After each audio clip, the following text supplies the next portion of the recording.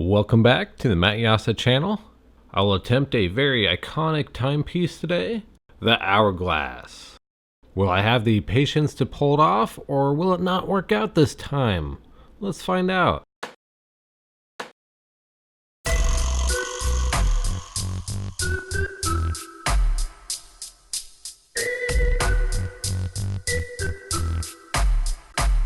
And so I've attempted the Hourglass a couple times in the past. It hasn't worked out yet.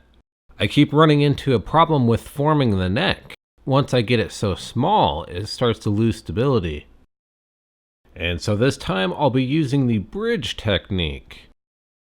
In the recent magnifying glass video, I briefly mentioned bridging. And so I thought this would be a good project to go into it further and demonstrate that technique.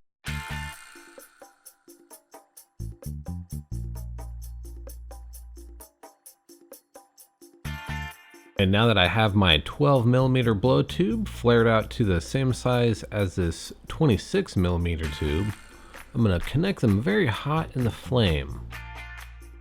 I'll keep rotating, try to hold it as straight as possible between both hands.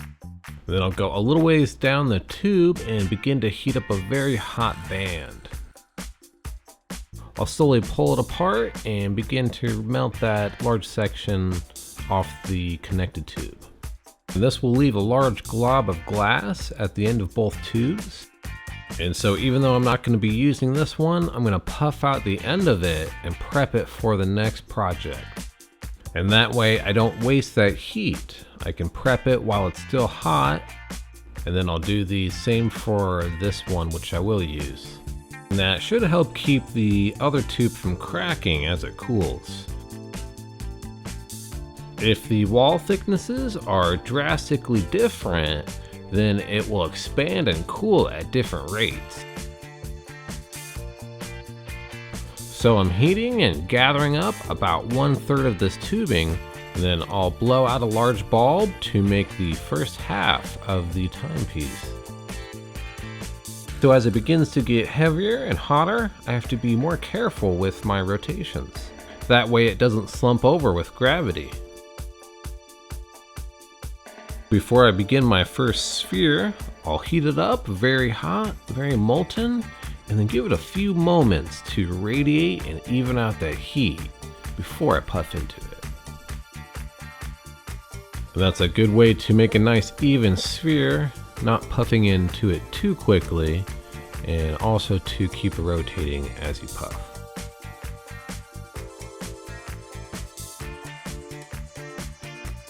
And you really don't have to shape the entire sphere in one blow.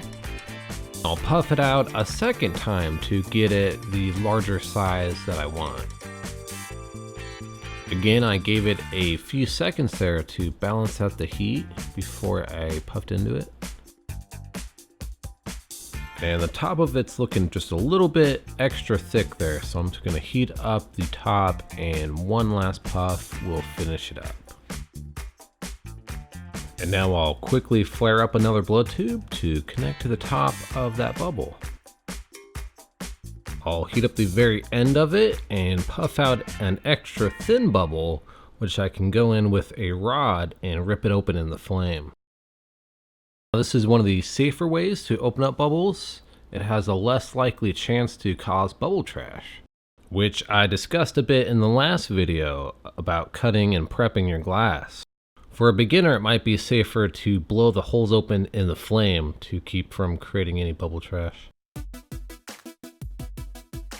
But I'll connect up here with a very hot seal, both sides very molten.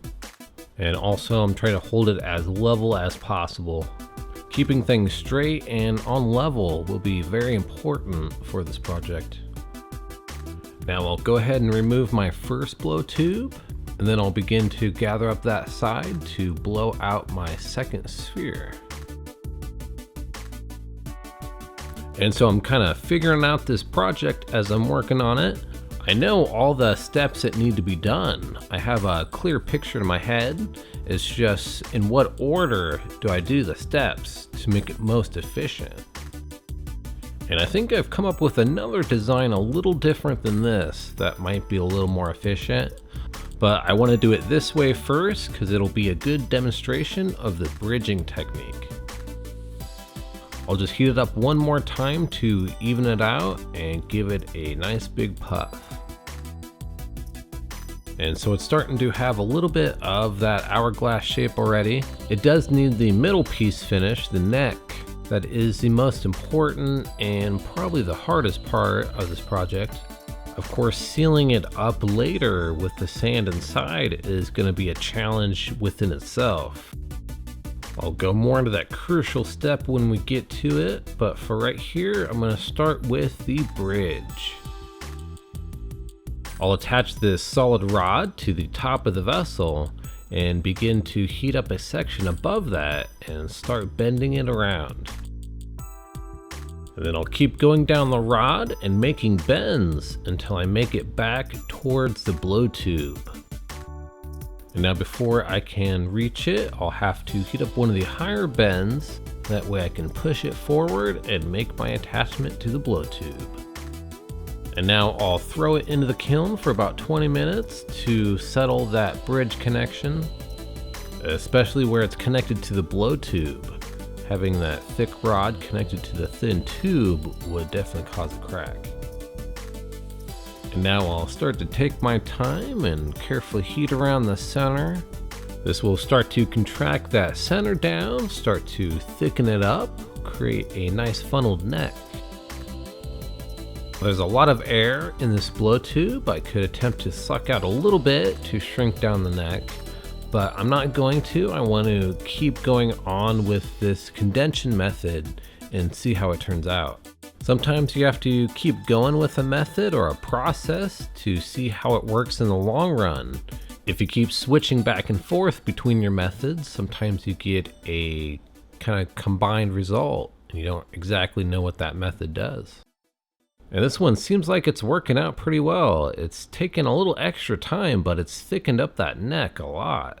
If I try to suck some air out of it, or if I try to pull the spheres apart to shrink that neck, the wall thickness wouldn't be as thick. So I like the way this one turned out. And now it's time to remove that bridge. You saw that it helped stabilize the piece really well. It held the two bulbs together in the same spot. But I'll go ahead and remove a chunk from the top half and heat up the bottom half and remove that. And this glass, of course, won't be going to waste. I'll be recycling the entire bridge into a future project. That's the kind of neat thing about glass. It can be reheated and melted again and again. I've actually collected several soft glass bottles and ashtrays that friends and family have given me. And so I'm gonna melt them down and practice a little bit of soft glass work. Soft glass tends to be a little bit more temperamental. It also melts at a lower temperature, so working with it is gonna be a little different. And now what I'm doing here is flattening out the bottom of the hourglass. Just heating up the bottom and pushing it down against the marver to flatten it out. And so I'm prepping up another blow tube. I'm going to just pop open one more hole and connect one more time to the bottom of it. So the difficult part of the process that I had to plan a little bit ahead for will be filling it and sealing it up. The reason this is difficult is if I seal up a vessel with hot air trapped inside, as it cools, that air will contract, and then it will put the vessel under a negative pressure or a constant state of stress, which could cause it to explode, or in this case implode, later on. So it probably wouldn't be best to seal up any vessels and put them in the kiln. Instead, I'm gonna kiln this open, let it cool completely, and then fill and seal it. And so I have my hole ready here in the vessel, and I'm gonna attach this tube kind of cold, a cold attachment. You normally don't do that with tubes, but I just want to break it off easy later. Now I'll go ahead and remove that puntee off that side, take off a little bit of glass for any air that got trapped in that connection, and then I can melt it down to flatten it out. I've kind of flattened out a little bit with the flame, kind of melted it back, but now I'm going to finalize that shape with the graphite marver by giving it just a gentle little push and balancing it up very straight. Alright, I think that's looking good. Time to put it in the kiln for a full annealing cycle. First I'll knock off that puntee and set it in the kiln to anneal.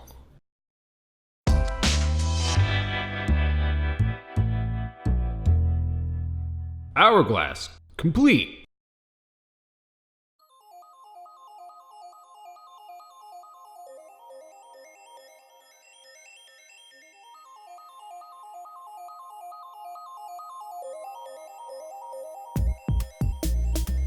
And so I couldn't quite decide what color to choose from. I started with this cobalt blue, but I realized I don't have any more in my shop, so I'll fill it up as much as I can, and we'll see how long the timer will last. Alright, 41 seconds. So I've had my eye on this frit here. It's called Triple Passion. It's a beautiful reactive amber purple color. It strikes to a wide range of deep purples. So with my competitive nature, I've been trying to just get it as full as possible. Well, it's just so close to a minute. I've raised the top, I've tried filling it as much as I could. I took some extra time to think about it, and I decided why not just remove some sand, get it to 30 seconds instead. So it's not always about quantity, but quality. Not how much time you have, but how you choose to spend it. So doing 30 seconds will leave me plenty of space to flatten the other end, so you can use it on both sides. And if you do need a 1 minute timer, just flip it twice.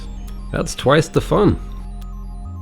So closing up a vessel like this is very problematic. The heat will cause the air and the glass to expand and contract at different rates.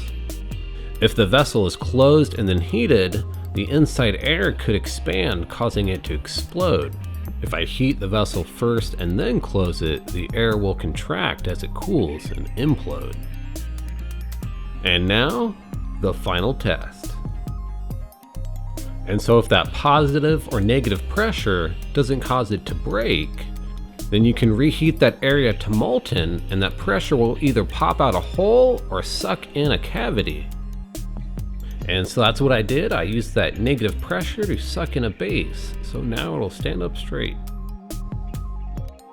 I'll admit I had a lot of fun on this project. It kind of reminded me of the Galileo thermometer video. There's just something about making instruments that measure things, and having them work too. I'll definitely be doing more of these in the future. But that's going to do it for this episode on the Hourglass. I want to thank you for joining me. Go ahead and hit the like button if you've enjoyed watching, and leave a comment down below.